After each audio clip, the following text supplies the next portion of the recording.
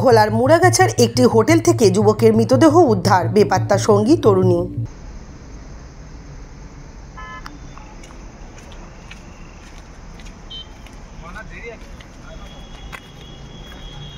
ঘোলা থানার সোদপুর মুড়াগাছার একটি হোটেলের ঘর থেকে এক যুবকের মৃতদেহ উদ্ধারকে কেন্দ্র করে তীব্র চাঞ্চল্য ছড়িয়েছে।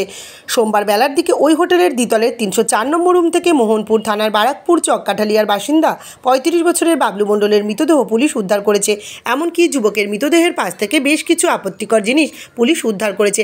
যদিও মৃতের সঙ্গী তিতলি দে নামে এক তরুণী এখনও বেপাত্তা।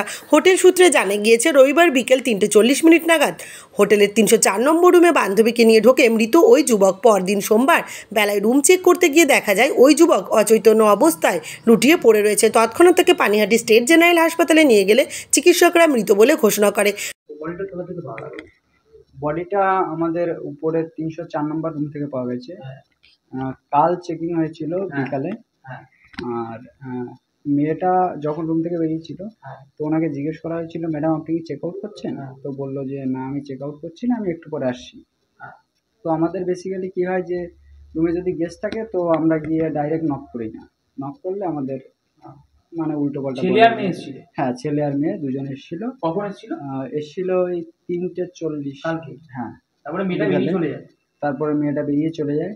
তো পরক্ষণে আমরা ওই জন্য রুমটা নক করিনি যে পার্সোনাল কোনো ব্যাপার থাকতে পারে, গেলে যদি উল্টো পাল্টা কিছু বলে, তো তার জন্য যাইনি। তো আজকে সকালবেলা যখন চেক আউট টাইম থাকে, আমাদের চেক আউট টাইম 11টায় থাকে, ওই সময়টায় গিয়ে নক করেছি। নক করলে দেখি ভিতর থেকে কোনো রেসপন্স করছে না। তো দরজাটা খুলে ভিতরে দেখলাম যে পড়ে আছে, মুখ থেকে একটু গেঁজা উঠেছিল, ব্যাস এটুকুই। তারপরে থানা ফোন করা হয়েছিল, থানা থেকে এসে কি নাম ছেলেটা দেখে বলতে হবে, অ্যাক্সিডেন্ট করছি। মৃতের ছোট ভাই সীমান্ত মণ্ডল জানান, টিটাগড়ের তালপুকুরে যাচ্ছি বলে রবিবার বিকেল 3টে নাগাদ দাদা বাড়ি থেকে বেরিয়েছিল। ওই দিন রাতে দাদা বাড়ি ফেরেনি। ফোন করলে দেখা যায় দাদার ফোন সুইচ অফ। সোমবার বেলার দিকে ফোন করলে ঘোলা থানার পুলিশ জানান, হোটেল থেকে তার দাদার মৃতদেহ উদ্ধার করা হয়েছে, কিন্তু দাদার সঙ্গী তরুণীর কোনো খোঁজ নেই। তারা নিরপেক্ষ তদন্তের দাবি করছেন। জানতে পারলাম বলতে, ও পরশুদিন বেরোয় বাড়ি থেকে, 3টে বাজে বেরোয়, যে কাজের নাম করে বেরোয়। তো রাত্রি 9টার পরে ওর মাকে ফোন করে, ওর ফোন সুইচ অফ পায়। আমরা সবাই কল করি, ফোন সুইচ অফ ছিল। মানে বাবলু মণ্ডল ছেলে ফোন সুইচ অফ ছিল। তো ওর রাত্রি 11টা সাড়ে 11টার দিকে যখন বাড়ি আসেনি, আমরা খোঁজাখুঁজি শুরু করি। আমাদের লোকাল থানা মোহনপুর থানায় যাওয়া হয়। সেখান থেকে ও যেহেতু তালপুকুরের নাম বলে বেরিয়েছিল, তা টিটাগড় থানাতেও যাওয়া হয়। এখানে খোঁজা হয় সারা রাত, পাওয়া যায় না। তো পরের দিন আমরা সকালে যাই, থানায় যাই, মিসিং ডায়েরি করি। ডায়েরি করেও অনেকগুলো থানাতে খোঁজ খবর নেওয়া হয়, বাট ওর কোনো ট্রেস পাওয়া যায়নি। তো ওর নাম্বারটা তো সুইচ অফ ছিল, আমরা সবাই কল করছিলাম। 2টোর দিকে দেখি ওর নাম্বারে রিং হচ্ছে। তো সেখানে ওর নাম্বারটা একজন ধরে জিজ্ঞেস করলো, আপনি কে বলছেন? বললাম আমি ছেলের ছোট ভাই বলছি। পরে বললো যে আমি ঘোলা থানা থেকে বলছি, তোমার দাদার ডেড বডি পাওয়া গেছে একটা হোটেল থেকে, ও মেয়ে নিয়ে ঢুকেছিল, সেখানে মেয়েটা পাওয়া যায়নি, কিন্তু ডেড বডি পাওয়া গেছে। আমরা সাথে সাথে থানায় যাই। সেখানে যাওয়ার পর জানতে পারি ও 3:40 দিকে মুড়াগাছা একটা হোটেলে ঢুকেছিল তিতলি নামে একটা মেয়ের সাথে। তো ওর সাথে নাকি ছিল। পরে মেয়েটা বেরিয়ে যায়, ও ভেতরে ছিল। যা বলছে পুলিশ, যে ওর ডেড বডি পরবর্তীতে দেখাচ্ছিল, ওকে ও দুজনকে দেখাচ্ছিল একসাথে, ওটা দেখাচ্ছিল। তো হোটেল কর্তৃপক্ষ নাকি 11টার দিকে যখন চেক আউট হয়নি এর জন্য যায়, তো সেখানে ওরা দেখে যে ডেড বডি ভেতরে পাওয়া যায়। ওরা পুলিশকে কল করে, পুলিশ গিয়ে ডেড বডি নিয়ে আসে। ঘর কি ভেতর থেকে বন্ধ ছিল?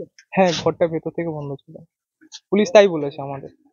এখন কি হয়েছে সেটা তদন্তর আমরা সুষ্ঠু একটা তদন্ত চাইছি পুলিশের কাছ থেকে। সেটা এখনো আমরা বলতে পারছি না। এটা হচ্ছে মেয়ের বাড়ি, ওর মামা বাড়ি। হ্যাঁ, বেলগুড়ার মামা বাড়িতে থাকে। তো ওর বাবাও সকাল থেকে মিসিং, ওর বাবাকেও আর ওর নাকি কোনো ট্রেস পাওয়া যাচ্ছে না। আমরা এই পুরো ব্যাপারটার একটা সুস্থ বিচার চাই।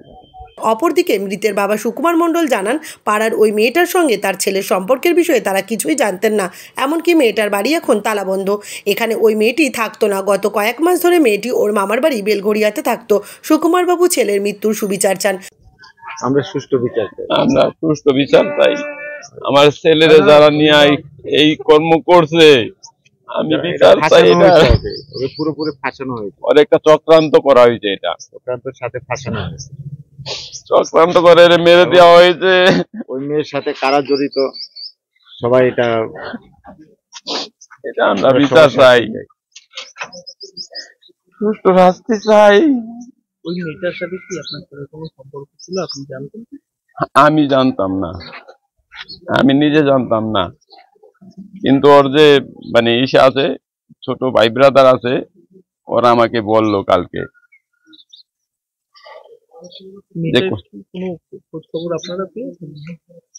না, মেয়েটার খোঁজ খবর আমরা পাইনি। ওর তো এই পাশের বাড়ি, কিন্তু এখন থাকে শুনছি মামার বাড়ি বেলগড়িয়াতে। না, ওর বাড়ির লোক তো দেখছে না কাউকে। কালকে আমি কাউকে দেখিনি, তালাও দেওয়াই ছিল, পরশুদিন দেখেছিলাম। ওর বাড়ির লোক বলতে ওর বাবাই আছে, আর কেউ নেই, ওর মা বেঁচে নেই। যদিও ওই যুবকের মৃত্যুর কারণ নিয়ে ধোঁয়াশার সৃষ্টি হয়েছে, তবে কিভাবে ওই যুবকের মৃত্যু হয়েছে তা খতিয়ে দেখছে ঘোলা থানার পুলিশ।